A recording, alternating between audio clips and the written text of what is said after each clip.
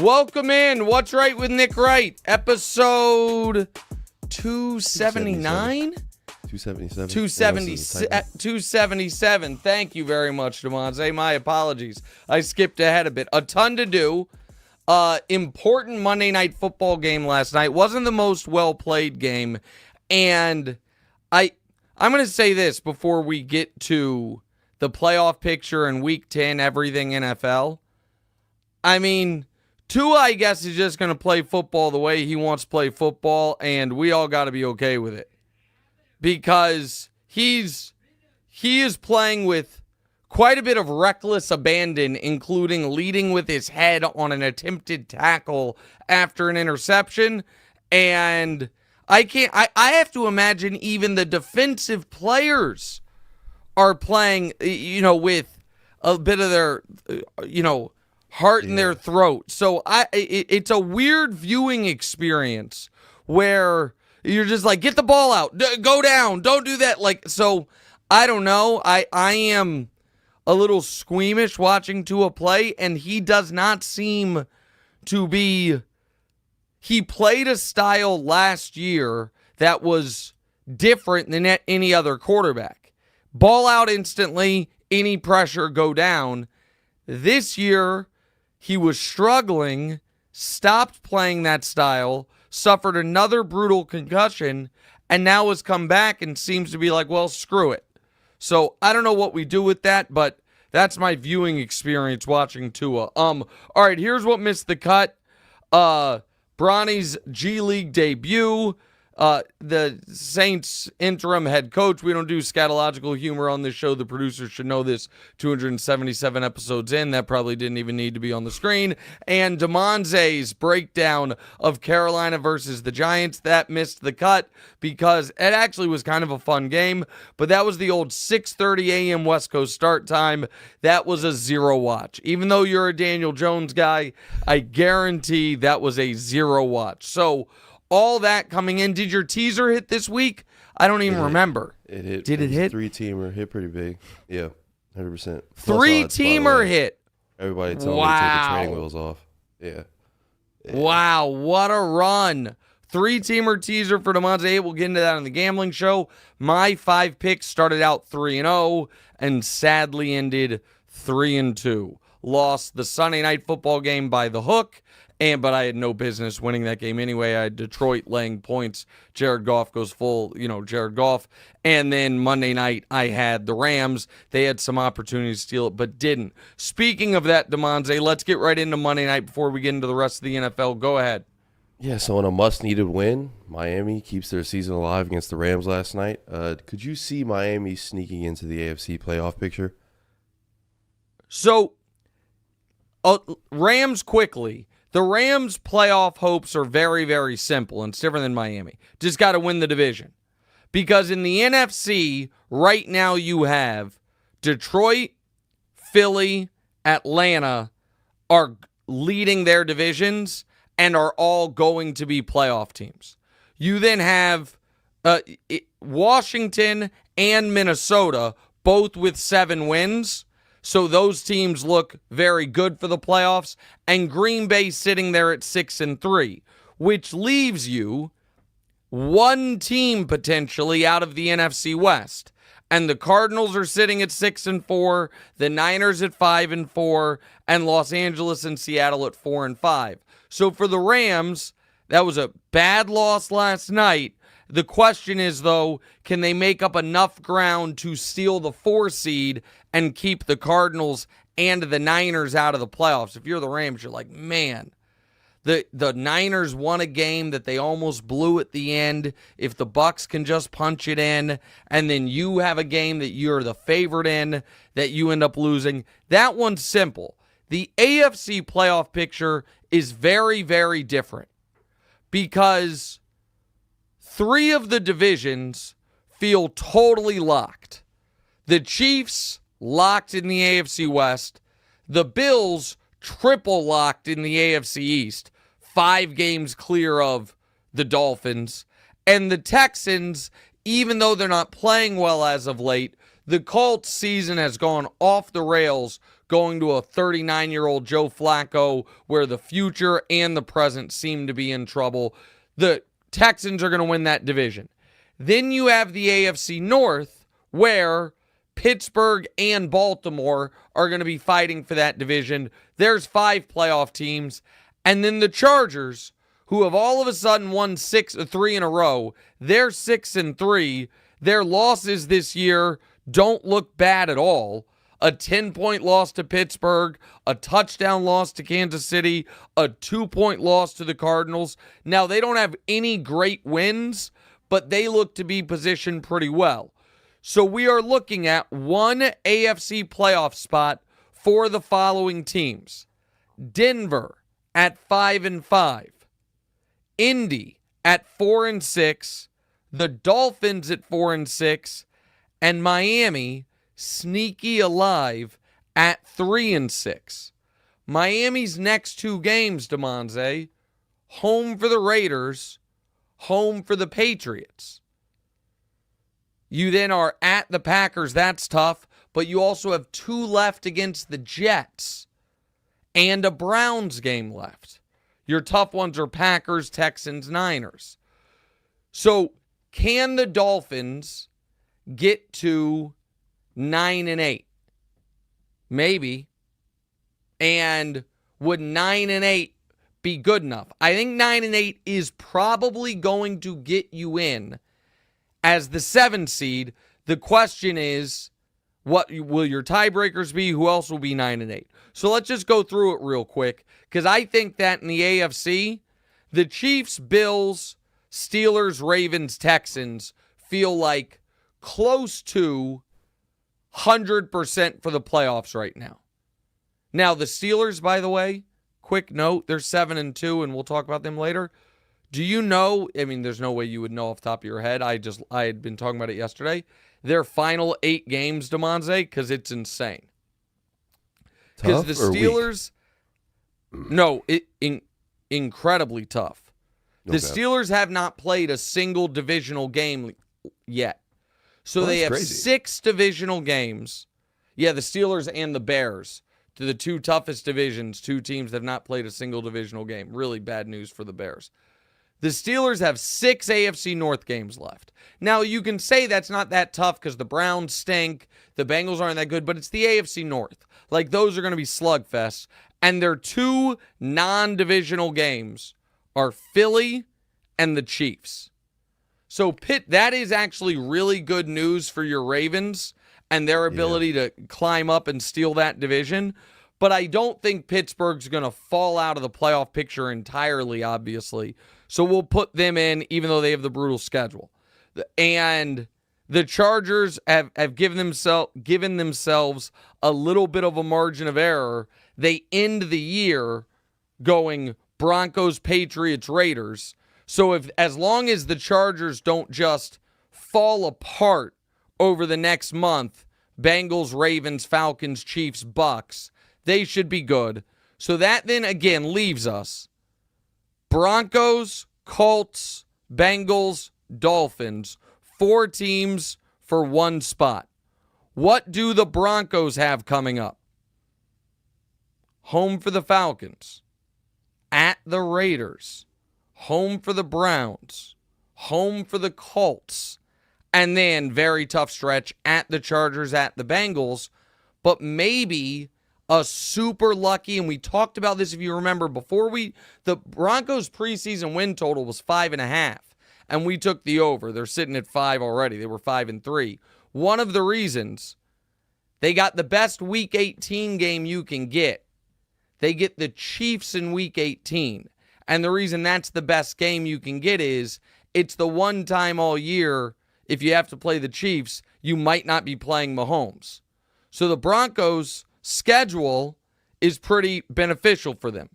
I'm almost just ready to cross off the Colts, and the problem is the Colts do have games left against the Giants, Titans, Jets, Jags. But man, oh man, they are falling apart.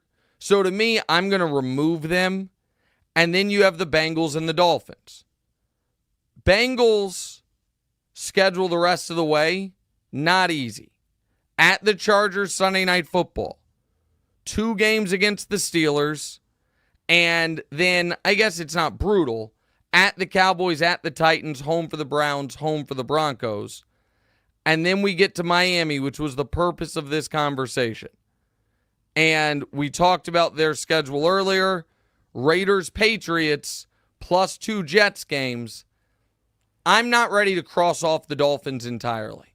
I think the Bengals are the most dangerous of those teams, but the Bengals might end up being like the 8th best team in the NFL and not make the playoffs because they've lost all of these heartbreakers to really good teams.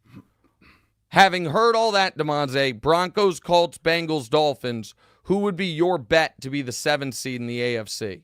Broncos, Colts, Bengals, Dolphins. I can't really. I honestly would have to go with the Dolphins because the Bengals, I don't know if they're going to be able to turn it back on.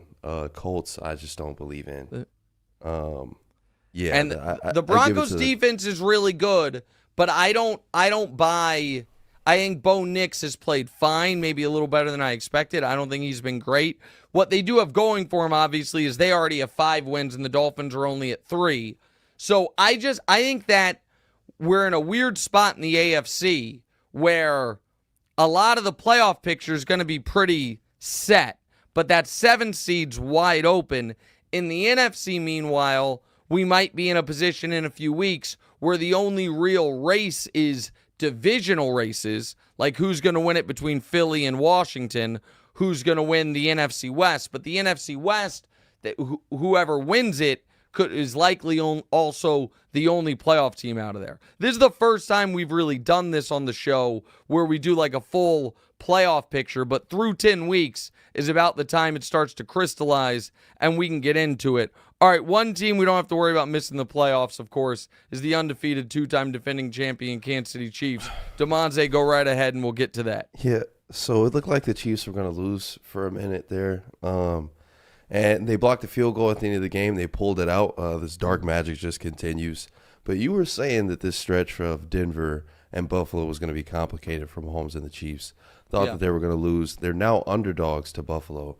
I know how you always say you should take the Chiefs when they're underdogs. What are you doing here? Do you still think that the Buffalo is going to beat the Chiefs?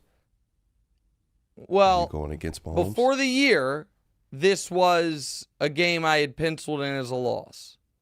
The Chiefs, try to be good league teammates, and since they win all the actual Super Bowls, they like to have other teams have a chance to win their Super Bowl. And the Bills' regular season game against the Chiefs is, of course, Buffalo's Super Bowl every year, and they've won it a few years in a row.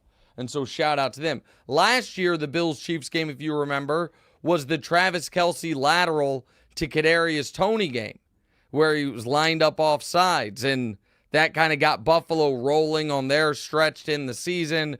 It was, one of the low points for the Chiefs. All week, I said I thought the Chiefs could lose to Denver. It felt very trap gamey, and it played out very trap gamey. Also, Denver's defense, there's only 2 defenses in the league that are top 5 scoring and top 5 yardage. The Kansas City Chiefs and the Denver Broncos. So that game being a low-scoring defensive slugfest shouldn't have shocked anybody. And the one weakness right now on the Chiefs is that left tackle spot, and Denver ate that spot alive all game. Starting left tackle went out with injury. The rookie came in. He's not ready right now. The starter came back in later, but he's shaky. And listen, the Chiefs, I will not abide people saying the Chiefs got lucky. Getting lucky is the other team missing the field goal. Making a damn play is you blocking the field goal. The Chiefs didn't get lucky. They executed and stole a win that Denver could have had, but that's what great teams do. So I'll get to the Bills piece of it in a moment, but here's why this Chiefs team is so special. So throughout the year, there have been a number of spots, number of games, Damonza, where Mahomes has not played well early. And then Mahomes has made the plays late to win it. So Cincinnati, he played terribly throughout long portions of that game, but then 4th and 6, game on the line, hits the pass, called back due to penalty. 4th and 16, game on the line, hits the pass, they interfere, they win the game. The Niners game, he was not playing well, hits the run down the sideline, then runs over Mustafa on the goal line to win the game. There have been a number of spots where Mahomes has kind of cleaned up his own mess, so to speak. But there have been now 2 games where Mahomes had a chance at the end to ice the game and didn't do it. The Falcons game, got the ball back, up 5, 2 first downs, win the game. The Chiefs go 3 and out. Mahomes misses a pass, and all of a sudden the Falcons are driving to win. 3rd and 1, the Chiefs stone Bijan or Algier, don't remember. 4th and 1, the Chiefs stone them. Chiefs win. Defense bailed him out. And then Sunday, Mahomes had an opportunity. 3rd and goal from the 2. Travis wide open. He sails the pass. That would have put the Chiefs up 8 points, essentially lock up the game. Mahomes misses the throw, and the special teams and Leo Chenal, who's a regular player as well, linebacker but plays special teams, saves the day. That is so much more reassuring for the Chiefs' Super Bowl chances than if it was just one guy constantly doing it. If it was just always Mahomes' magic, then you feel like, man, it's a lot of pressure that Mahomes has to do it every single week. That's not the story of this Chiefs team. So that was a great win. A great win. This Bills game, you mentioned the point spread. The Chiefs should never be underdogs when Patrick's healthy, and the results show it. He's now 11-1-1 in his career against the spread. Or I'm sorry, no. Is it 11-1-1? No, he was. He's 10-3, 11-3 straight up as an underdog, and 12-1-1. Yeah, 12-1-1 as a dog against the spread, and 11-3 straight up. He's won 5 straight. There's no scenario where when Patrick is healthy, the Chiefs should be underdogs. So the line is insulting. I do think for the Bills, this is almost the only meaningful game left on their schedule. And here's why. If the Bills win, Damonza, because the Bills already have locked up the AFC East. If you bet $100 on the Bills to win the AFC East right now, you win $2. They are minus 5,000 favorites. So that's done. So if they win this game, they get 1 game back of Kansas City with the tiebreaker for the 1 seed. If they win this game, all they have to do is make up 1 game of ground on the Chiefs, and they're the 1 seed.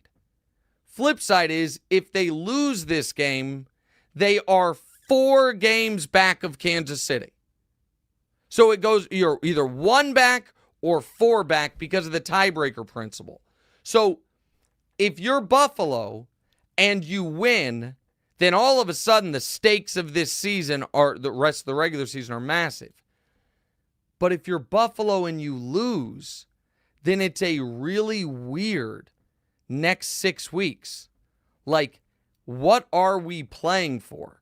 We can't lose the division, and we can't catch the 1 seed. So for all those reasons, I think Buffalo is going to be at peak motivation. The Chiefs also, listen, they are already on one of the longest winning streaks in the history of the NFL.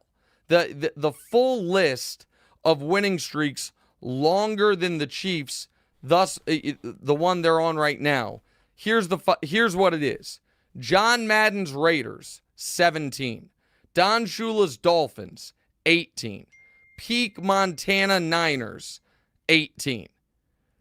Patriots undefeated year, 18. peak Elway Broncos back-to-back championship, 18. The Bears in the 30s, 18. The Bears in the 40s, 18. Rodgers Packers when they won the Super Bowl and then started 13-0, 19. And the Patriots back-to-back championships, 03, 04, 21. That's the full list, all of NFL history of winning streaks longer than the one the Chiefs are on right now. So, they are due for a loss. I just don't think it's coming this week. I had said going into the year that the way I thought the Chiefs season would go is they would lose week 4 to the Chargers, week 11 to Buffalo, and then a dumb one sometime after that and finish 14-3.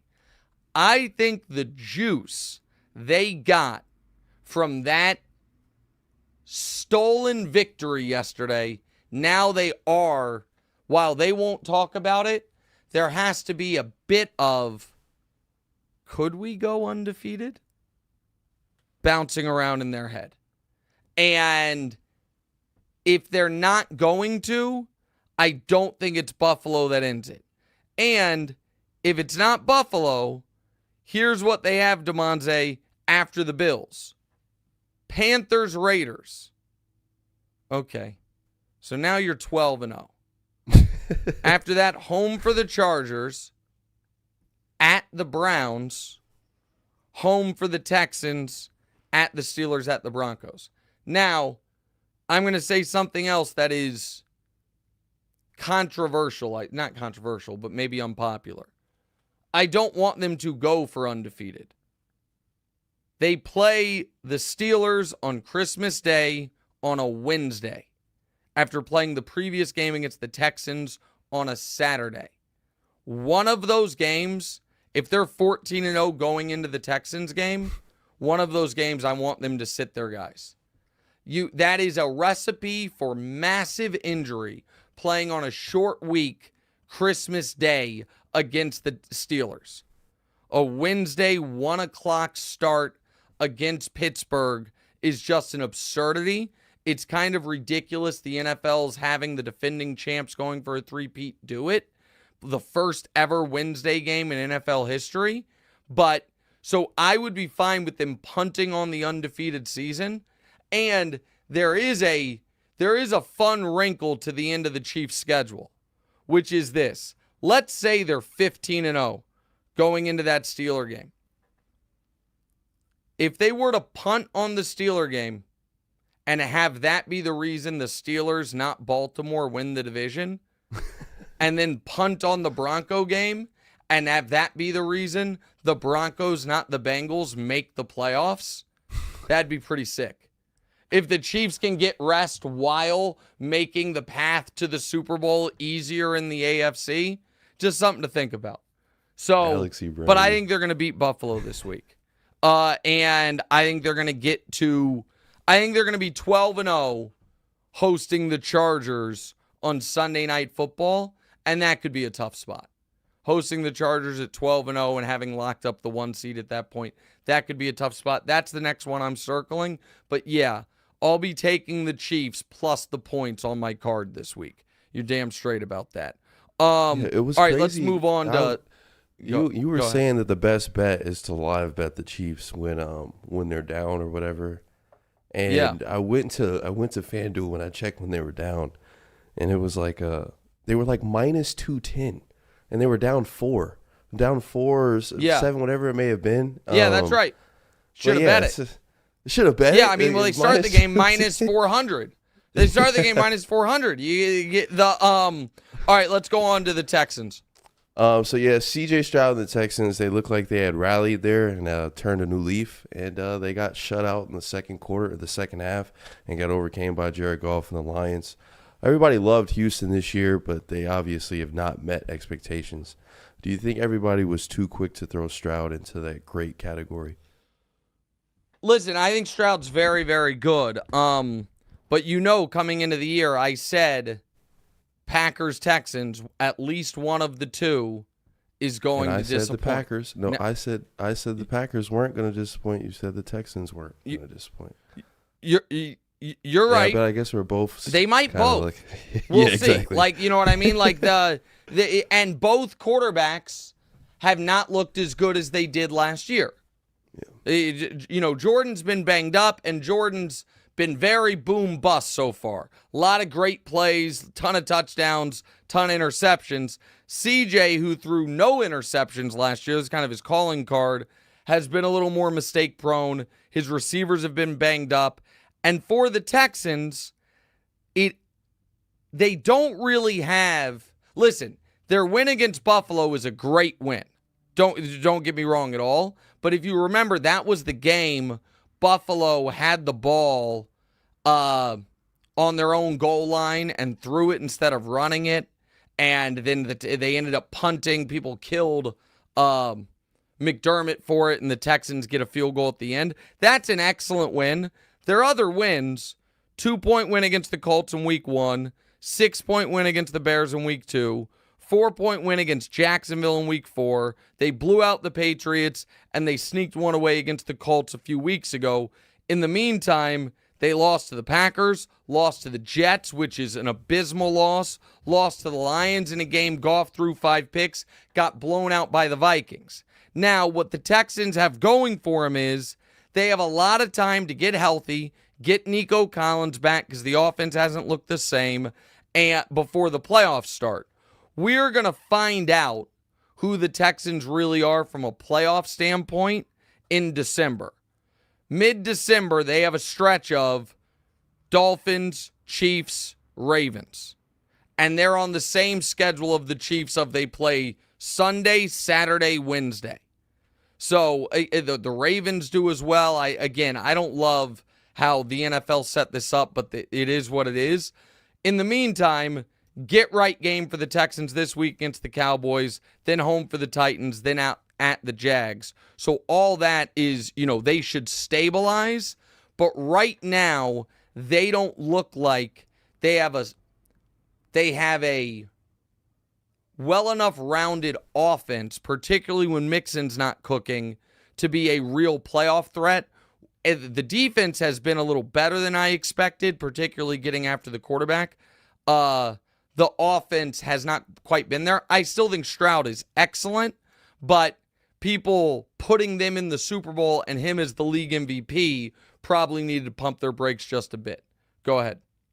Just a bit. Do you think that Detroit has like a similar end of game magic like the Chiefs? They just seem to pull out the win. Well, listen, I think that they fully believe, and I think they love their head coach, and I think that they are in a spot now where at the end of games, you've got to feel like if it's close, they're going to come through. So I think all of that works really well for them. Dak is done for the year. We'll discuss that on the other side. What's right?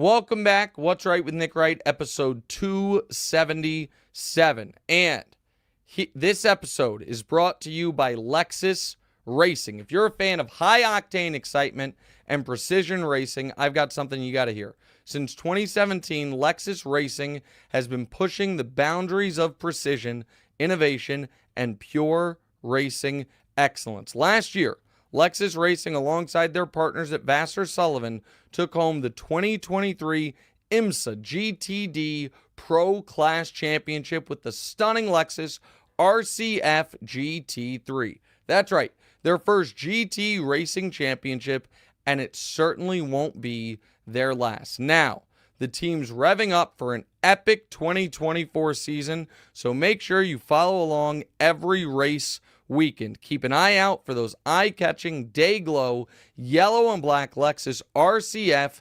GT3s, and listen for the roar of the Lexus V8 engines. Want to witness history in the making? Follow Lexus Racing every step of the way. Visit lexus.com/motorsports to learn more about the team, the cutting-edge technologies behind these incredible racing machines, and to get all the details on upcoming races. Lexus Racing, where luxury meets high performance and the pursuit of victory never stops. That's lexusracing.com/motorsports. All right, Damonza, before we get to our game, let's talk a little Cowboys and a little poker. Let's just get into it right now. Yeah, so Dak's season might be over with his injured hamstring. Now the Cowboys can focus on more important things like stadium upholstery. Micah Parsons didn't exactly stand up for his coach when questioned about him. Give us a 3-step plan to fix Dallas. Yeah, listen, so Jerry just announced on the radio that Dak's season is over. 100% done. He's having surgery on the injured hamstring. So here's the deal. And we talk a ton about the Cowboys on TV, and I don't apologize for that. It's smart business, but without Dak, they're not that interesting. So we're not going to spend a ton of time on it here. There are a lot of things they should have done differently, but they didn't. So now that they're in the bed they're in, the number one thing they could do is bring in a real football person. Unfortunately, Jerry would have to fire himself, and he's not going to do it. And in the past, I have thought some of the Jerry Jones blame was overwrought. I do not think that is the case this year. I think nearly every single major decision football-wise the Cowboys made over the last 9 months was the wrong decision. From bringing back McCarthy, to slow-playing CD's deal, to not getting Micah done, to waiting on Dak, and then folding at the very end and re-signing Dak, sitting out free agency, telegraphing your draft plans, not getting involved in the running back market, which, by the way, I advocated for, but I was wrong on, letting your team wilter away. All of those are football moves. Jerry's over. There's not a single one that worked out. And so there are a lot of things they could do, but I simply know they won't. So first one would be bring in a real football person. Second one would be, and this is a take nobody has, about Micah's podcast. And I want to know how you feel about it, Damonza. I have no problem with Micah doing the podcast. But you know the old Laura Ingraham nonsense, stick to sports, shut up and dribble, all that BS? I actually want Micah to do the opposite. Micah, keep the podcast. One rule. You can talk about anything you want except for football.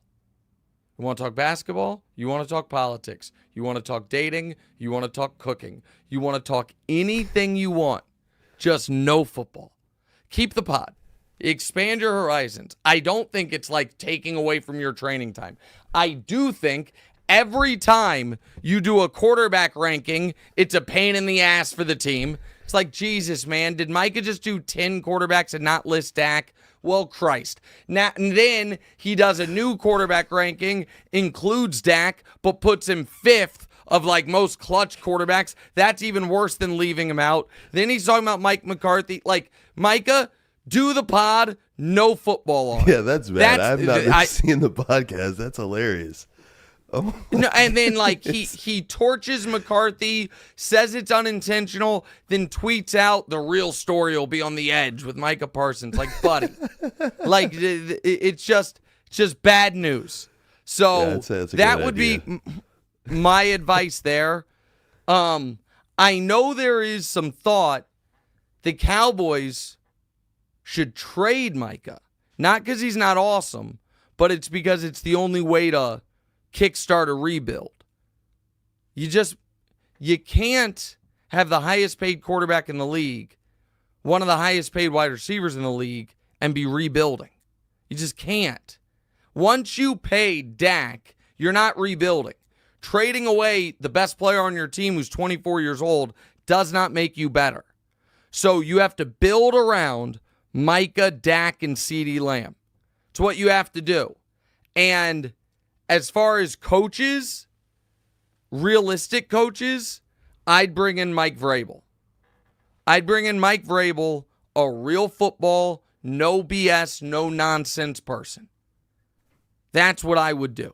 McCarthy's out, Vrabel's in, Dak's rehabbed, you re-sign Micah, and you hope to hit on a draft and spend some damn money in free agency. Those are the things that I would do. All right, let's move on. So yeah, last week you went to Vegas to play poker with Gronk.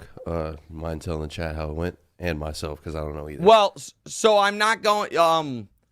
I can't reveal the results because it's gonna be turned into a 6-episode YouTube show. Like, right. You know, there's gonna be. So I don't want to spoil it, and that's coming out in a few months. I will say. It was me, Gronk, Phil Locke, Antonio Esfandiari, Phil Hellmuth. Poker people know who those last 3 names are. For 12 hours playing cards. It was an unbelievable time. Gronk is so much fun and such a good dude. And he and I had spent no real time together. I will tell one kind of funny anecdote of it. So Phil Locke, who is one of my favorite poker players ever and a legend. Used to be called the Unabomber, wore the hoodie like over his eyes, sunglasses, whole thing. He was one of the alternates. So he was only going to play if someone busted out. And someone did bust out, so he was going to come join us. And I was I don't get like nervous about meeting athletes. I was not nervous about meeting Gronk at all. I'm not, that's part of what I do. But I do get nervous about meeting these pro poker players who I've always looked up to and enjoyed watching and all this stuff. So I was nervous about meeting Antonio Esfandiari, who might be my favorite player ever. But by the end of the night, man, I don't want to spoil anything, but at one point it might look like I might need more money. And Antonio just says across the table, He's like, Nick, if you need like 50,000, I'll just toss it to you. We had met 10 hours ago. He was just going to loan me 50 grand on reputation. Like so like he and I are like text buddies now. It's one of the coolest things ever. Antonio, so meeting Antonio is great. I've known Phil Hellmuth for a while. But when Phil Locke's coming over, I'm like, man, I was like, there's a chance Phil Locke knows me. Like, if you're a big sports fan, there's always a chance you know me. I was like, it'd be really cool if Phil Locke knew me. So Phil Locke comes over to the table, sees Antonio, gives him a hug, sees Hellmuth, gives him a hug, sees Rob Gronkowski, and says, "Hi, I'm Phil. What's your name?" And I'm like, oh. I'm drawing stone dead on Phil Locke knowing me if he didn't recognize Rob Gronkowski. I was like, so I'm at about 0% for him knowing me or thinking what I do is cool or any of that stuff. And also, how like disconnected from sports do you have to be to not recognize Gronk. Yeah. Like, who's the full list, Damonza, of active NFL players more famous than Gronk? Full list. I think it's 3 people long. Yeah. I think there are 3 active NFL players more famous than Gronk. Do you have a guess who those 3 it's a are? very, very small list. I mean, Patrick Mahomes got to be one. I mean, I imagine with the whole Taylor Swift thing, you're probably Travis Kelce's in there as well. Travis Kelce, too. Travis Kelce, this is a quote from Wilds before you guess the third, but it's true. This is one of my favorite Wildsisms. He said Taylor Swift is so famous that her boyfriend's brother's wife is now famous. Yeah. And I'm like, oh, that's true. I'm like, oh, That's accurate. Like, very accurate. Kylie Kelce is a celebrity. Jason Kelce was already, I understand it, but like one of the the most level of linemen ever, huh? Linemen. But now, Taylor Swift is so famous that her boyfriend's brother's wife is a celebrity now. But Patrick Mahomes, Travis Kelce, Lamar Jackson. And I think I don't think Lamar is more famous than Gronk. Okay. Meaning, like, you know what if you showed my sister just a headshot of Lamar, I don't think she knows who it is. But Gronk, because he's in all the commercials and you know what I mean, like I think she knows who Gronk is. Who do you have a guess on the third? Maybe Aaron Rodgers. Aaron Rodgers. Aaron Rodgers. Yeah. Yes. Yeah. Who were you about to guess when you were saying maybe? I was gonna say Dak just because he plays for the Cowboys and that's America's team. No, but he's not more famous than Gronk. No. Yeah. I think that I think that if we are ranking football players by fame, I think this is active or retired.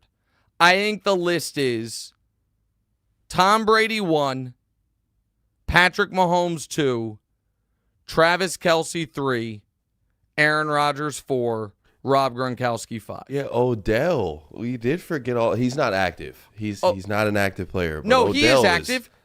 Odell played last night. But I mean barely. He did the celebration with Tyreek. But the Odell is, so that's what's weird. Like, is Odell more famous than Joe Burrow? The answer to that question is yes. Yeah. He just is. Like, you know, and so like fame is a weird because thing. Joe Burrow is obviously more prominent in the NFL right now, so it doesn't seem like it. Correct. But it's the same type of thing. Like I was discussing this with Wilds actually. Are the 3 most famous people associated with, or 3 of the 4 most famous people associated with baseball, the retired guys on the Fox postgame show? A-Rod, Jeter, and Big Papi. Are those 3 guys currently more famous than any active baseball player other than Ohtani? And Ohtani's a weird one because, again, I think Ohtani is somewhat, as far as his face, anonymous domestically, but he's one of the biggest celebrities in all of Asia. But, like, again, Ohtani and Judge are the only 2 guys even in the room as far as, like, compared to Jeter, A-Rod, Big Papi. Like, guys. So, yeah. And so I don't even, so why did we talk about this? Oh, I was talking about Gronk. This is Gronk. Thanks to Poker Stars, it was unbelievable. And when the episodes come out on their YouTube page, I'll obviously push them out and show you guys, and you guys will be able to watch me play and, see how the whole thing went. It was a whirlwind 48 hours, man.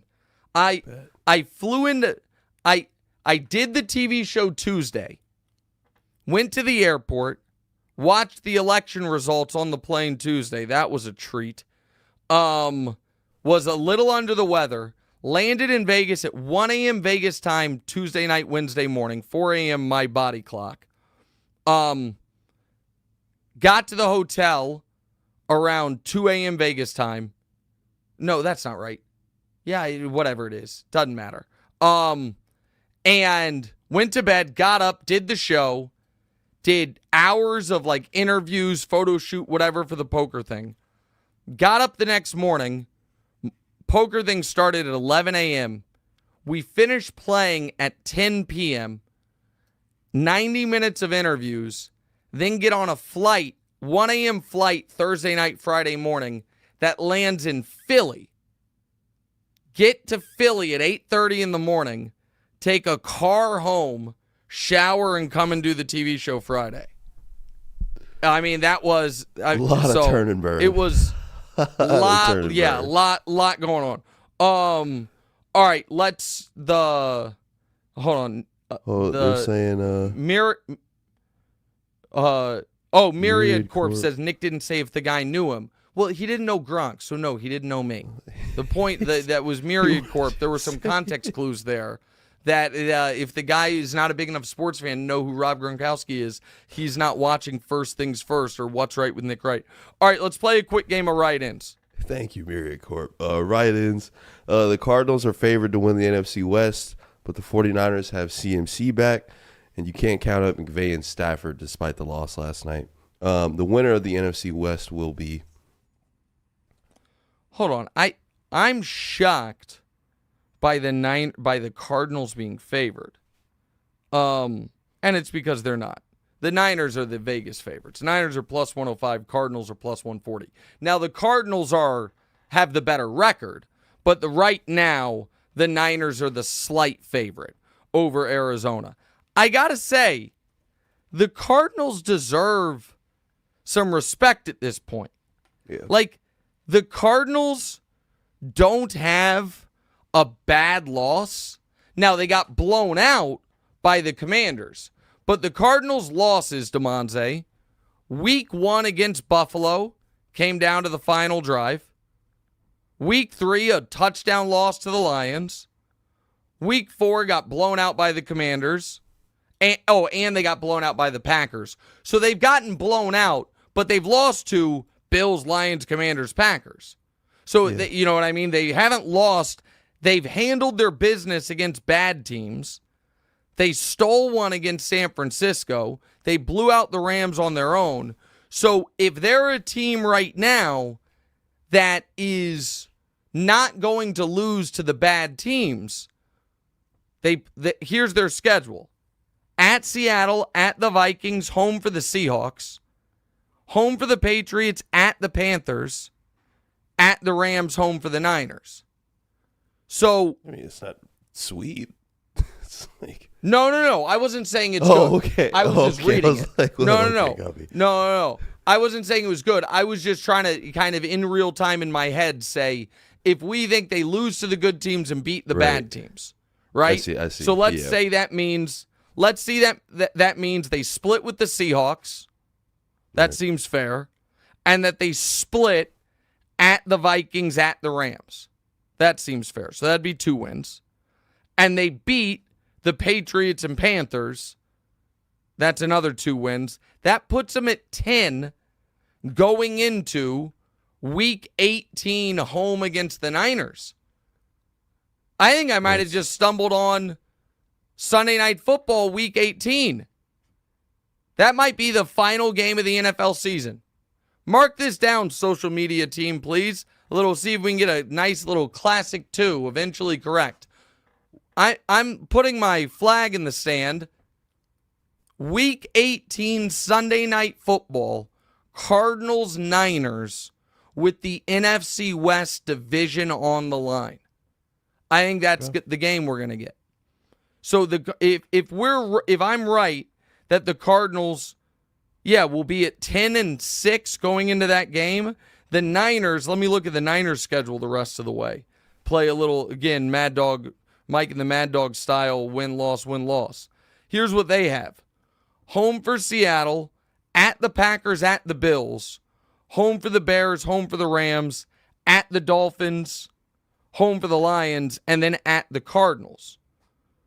So if we think that Packers, at Bills, yeah, I mean, I feel like there's at least two losses there. Games in there. Yeah, very losable. Really losable games. Home for the Lions, at the Bills, at the Packers.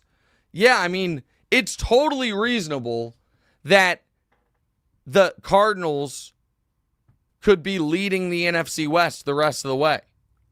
In fact, you know what? I'm going to go ahead and say it. They made it over that I think hump. the Cardinals are going to win the division. Say it again?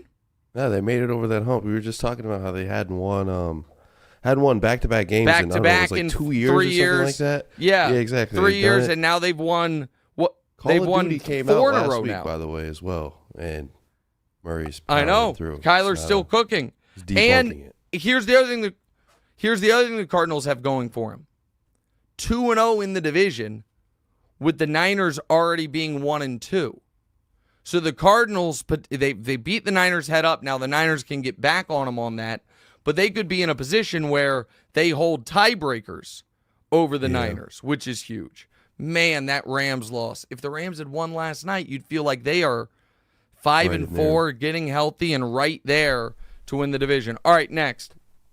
So you have divorced your. Oh, did you want to talk about? We were going to hit on the Deebo Samuel, the kick. Was that where you were going to say something about it? Yeah. Or is it just good done? Call. Yes. No, we can talk about the Deebo Samuel thing.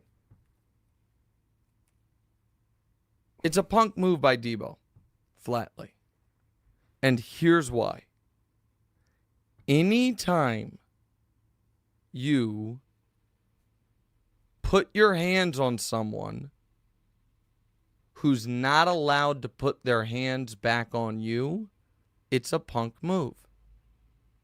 Those are the rules. And people are like, oh, it's pro sports, there's arguments, there's whatever. It's why I've always had a visceral negative reaction to the college coach who pushes or grabs the face mask of a player, because the player is not allowed to respond. If Deebo had done that to George Kittle, I'd be fine with it. Because Kittle can be like, all right, let's go. And it's not just about the fact that Deebo's a favorite in the fight. That's not even what I'm talking about.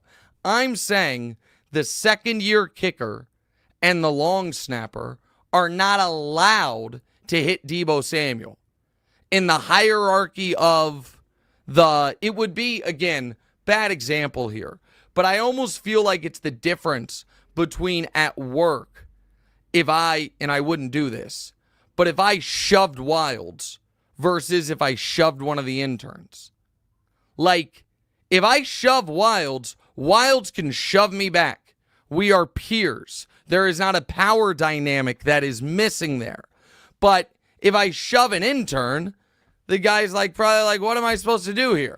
That's what I didn't like about it. And not only do I think I know he made his next kick. To me, that's not related. It puts more pressure on the kid. It's not helpful. I don't like any of it. I just don't like you can't do that guy's job either. You can't do that guy's job. You can't kick the ball in the field goal. Like, you go out there and do it. You can't grab his face mask up like that. Like, come on, dude. What's going on? Oh, that's a good point too. Which is, you can't do that guy's job, and there's nobody else there to do it. If you go down, at least they have backups. There's nobody else to do his job. I didn't even think about that. But I was just more along the lines of, I just don't like the uneven power dynamics of, I am not someone that thinks, oh, there's no instance where putting your hands on someone is acceptable. I think that is too black and white, actually. And I hate when people are like, well, imagine if that happened at your workplace. Bro, it's not your workplace. Different workplaces have different dynamics. And I grew up in firehouses. That is a different dynamic than if you grow up in an accounting firm. There's just different, acceptable norms for different environments. Football is one of them where, settling things with a little bit of physical violence between coworkers might actually be okay. But not when one guy can't hit the other one back. That's just what bothered me. Like, so if he did something back to Debo. Yeah, so like it was people, were like, Nick, you didn't get this worked up with Travis and Andy. The thing I didn't love about Travis and Andy was the age dynamic. Was that Andy's 40 years or 30 years older than Travis, and that felt like he could have hurt him. But if you remember Andy is still a fiery son of a gun, and when he was asked about Travis knocking him backwards, Andy was like, well, he caught me off guard. And Andy's a huge dude. And Andy was trying to make it clear, if need be, I think I could take that guy for at least as long as we needed until someone else came. I would feel if Travis had done what he did to Andy, to the equipment manager, I think that would be so different. But Andy's allowed to hit Travis back. And honestly, Travis can't then respond. Like, if Travis had bumped Andy and Andy had slugged him, Travis just has to take it. Like, he certainly can't punch that old head coach back. And so, and again, I'm belaboring the same point, but that's just what bothered me about it. Like, I would have no problem with Mahomes getting into a true screaming match with Chris Jones or Travis Kelce. It would really bother me if Mahomes got dressed down screaming match with a practice squad receiver. Because it's that guy even if you're wrong, you're right. So that's my short takeaway of it. All right, next. Thank you for that, Pops. Chill out, Devo. Yep. You have divorced your Bears Super Bowl take, and not a moment too soon. Yep. The Bears fired their offensive coordinator, and Eberflus had to confirm Caleb will remain the starter after a loss to the Patriots. Because reportedly, players have been asking him to be benched for Tyson's Bagent. The Bears' problem so I don't is buy it. Listen, huge. with respect, with respect to Waddle and Sylvie, the radio show in Chicago, I don't buy that. I don't buy that there's multiple players on the Bears who want Tyson Bagent as the starter. I don't buy that. I do think there's some beef in Chicago. I don't know what it is, but I do think there's something brewing. It might not be I think there's a ton of problems. Yeah. I think there's a ton of problems. And I think some guys are unhappy with how Caleb has played, and he hasn't played well the last few weeks. There's no denying that. But Tyson Bagent is barely an NFL player. That's not a thing. The short version is the Bears' problems are too big to be fixed during the season. If firing Shane Waldron was a good first step, but they have coached the aggressiveness out of Caleb. It is not lost on me, Damonza, that his worst 3-game stretch of his career, young career, he hasn't turned the ball over. No picks. No, he's gone too far in the other direction. He's not taking it. He's holding onto the ball. If it's not wide open, he's not throwing. So to me, that is coaching getting in his head. He needs to overcome it. He needs to be better, and he needs to be more accurate on the easy stuff. But he's not all of a sudden throwing the ball all over the field. It's the opposite. He's refusing to throw the ball. So he has in this 3-game, PFF has him rated with, over the last 3 games, Damonza, 1 big-time throw and 0 turnover-worthy plays. That's not how a rookie quarterback's supposed to develop. You know what I mean? Give me 10 big-time throws and 12 turnover-worthy plays. Give me the whole gamut. Peyton Manning, his rookie year, 28 picks. Fine. I think he's got a lot on his shoulders, man. I think even some of his teammates don't like him. He obviously had all the hype coming into this season. You got Jaden Daniels lighting stuff up. I think he's got a lot of stuff on his shoulders and in his mind. A lot. And it seems even like sometimes the defense. I see go ahead. Yeah, sorry. No, you go. Sometimes you see what? Go. Just like players like the 50-50 balls. Like even I know that he's missing his receivers sometimes, but sometimes I feel like his receiver can go out there and go get the ball. Like I maybe 2 out of 6 times. Doesn't seem like the whole team's pulling in the same direction, Right. and it seems like the defensive personnel was really mad at Eberflus for not taking more accountability for the Hail Mary loss.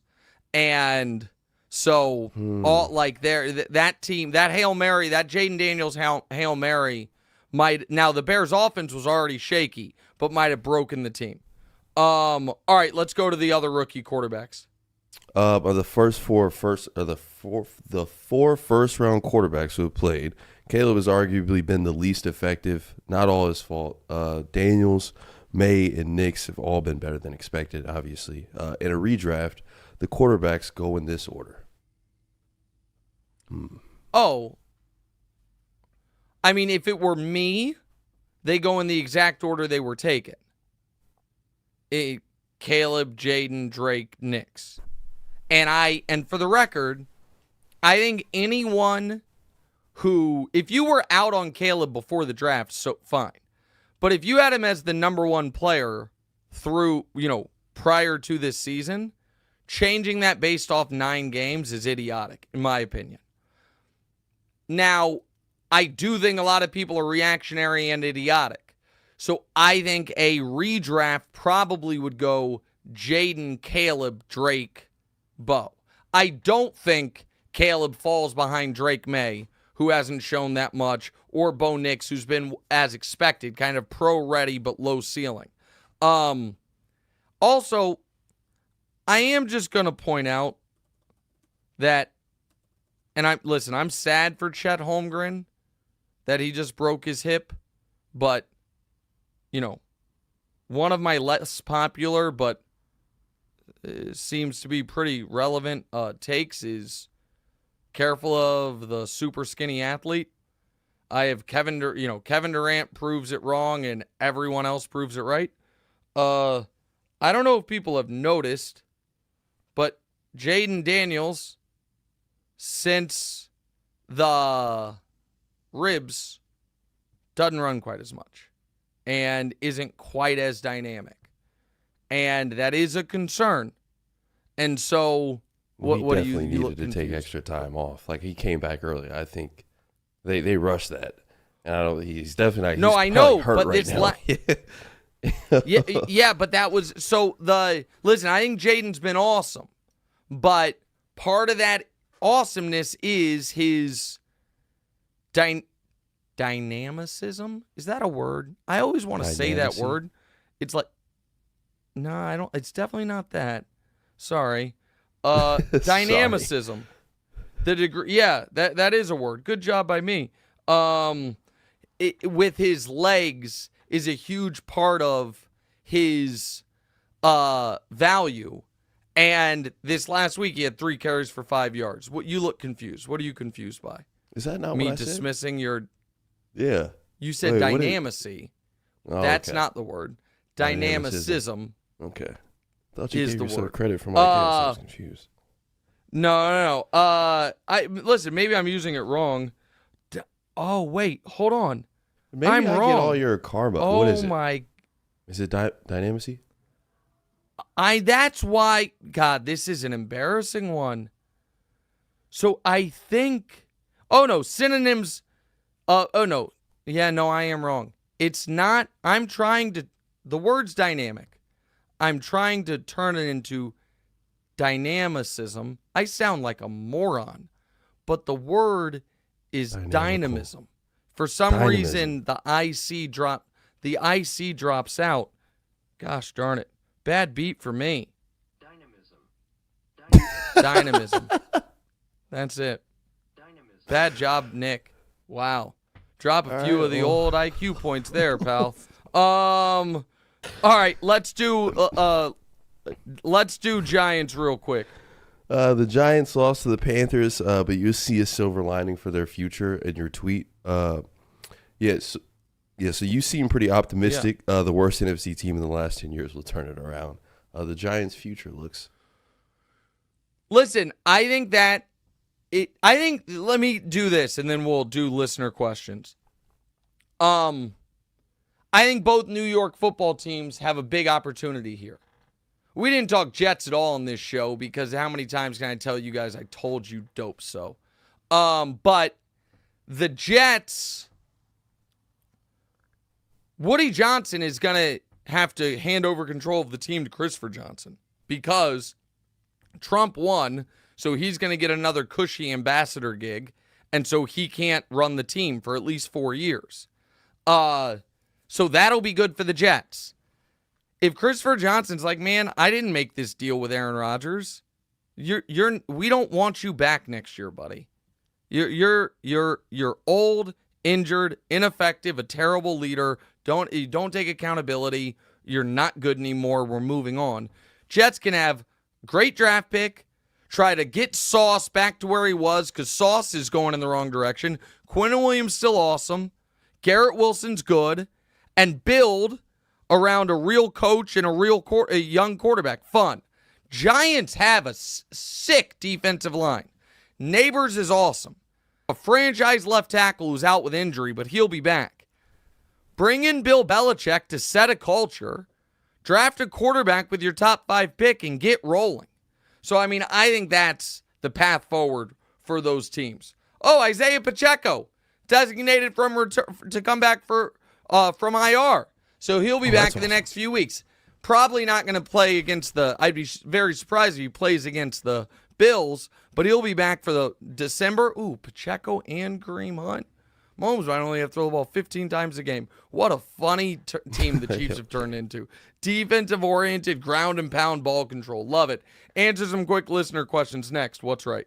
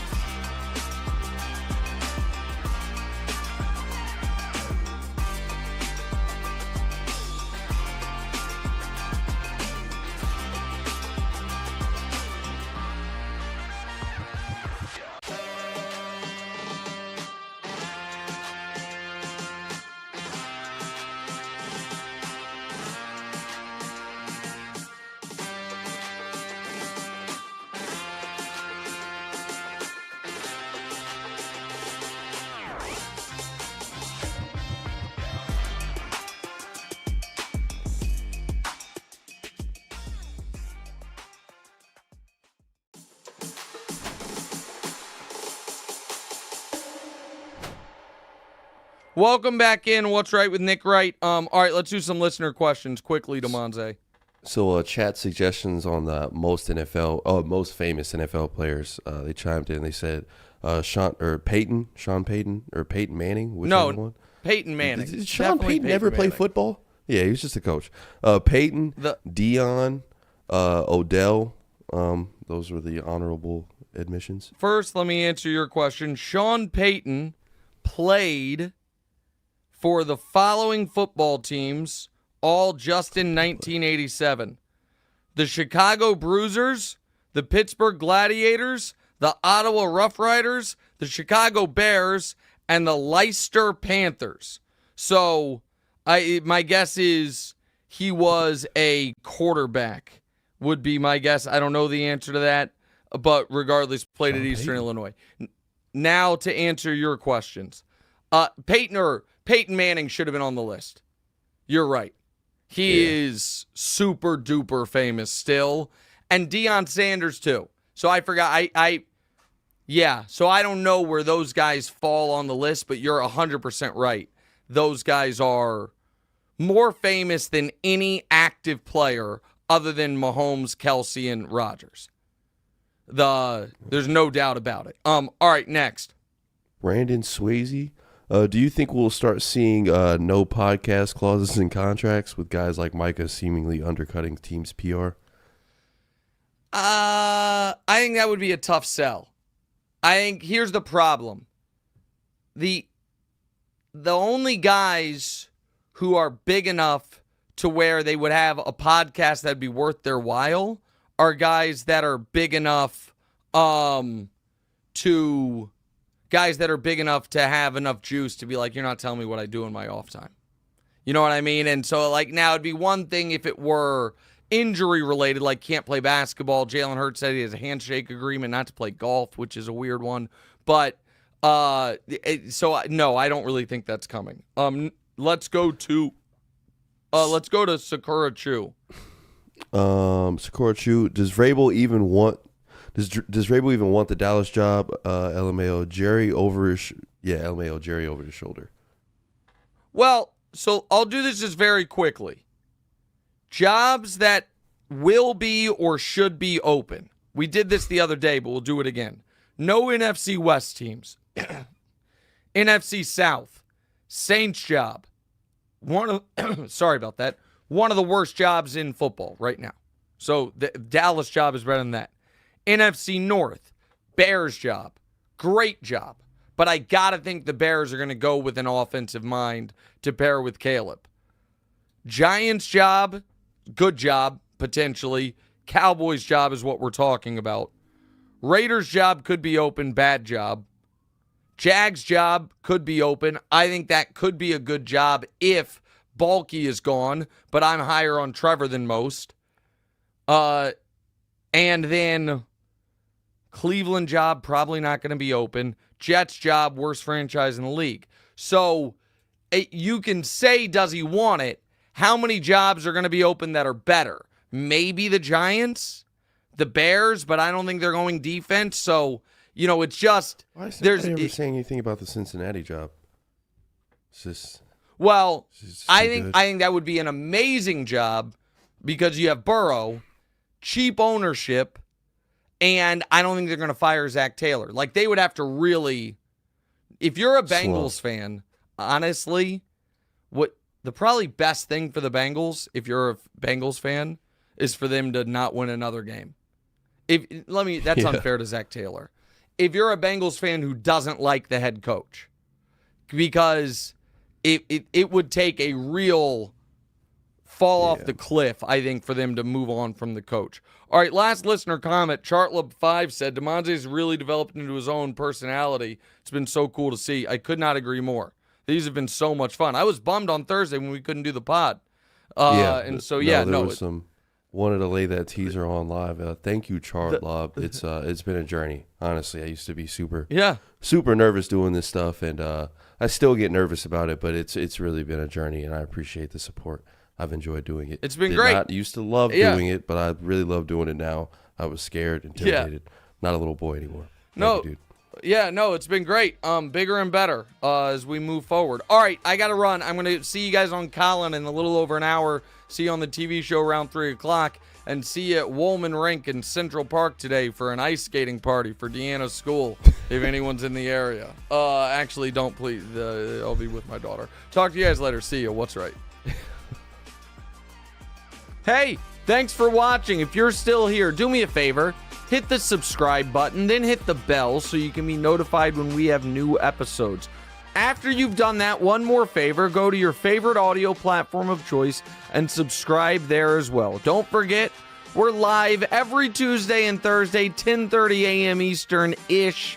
10:35, 10:40, it sometimes changes, but that's why you hit the bell. You hit the bell so you're notified. You subscribe so we can get to 200,000 followers. We're right around 150,000. We'd love to get to 200,000, get Damonza another plaque. So like, subscribe, rate, send a rating too. Do all that cool stuff. Thanks, guys.